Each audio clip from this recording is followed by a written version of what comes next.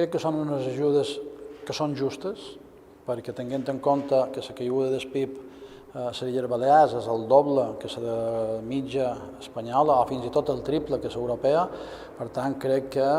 no és de discutir que aquí a Balears se necessitava, igual que a Canaris, segurament més encara a Balears, se necessitava que l'Estat, el govern, compensés amb ajudes directes aquesta situació. Sempre li han demanat al govern balear des d'un primer moment que hi hagués ajudes directes per als sectors econòmics més afectats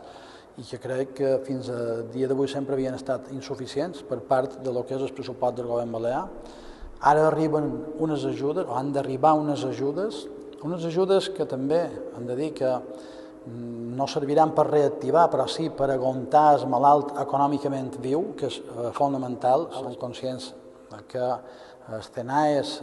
deixen de fora una sèrie de sectors i que nosaltres el que els hem demanat és que de qualque manera no se pot deixar de fora a la gent. Ja sabem que és un real decret llei que ve de Madrid, però que de qualque manera no seria just deixar que empreses que han tingut una caiguda de més del 30% de la seva facturació, i això sense cap dubte és degut a la crisi del coronavirus, que se quedin sense unes ajudes similars a les que puguin venir de Madrid. I el que li han deixat ben clar també a la senyora Armengol és que l'interès del Partit Popular de les Illes Balears és que les ajudes arribin i arribin el antes possible. Que Madrid ens va enviar 1.140 milions d'euros a l'any 2012 per fer un pago a proveïdors que no cobraven des de l'any 2010. I això també va ser un motiu de molta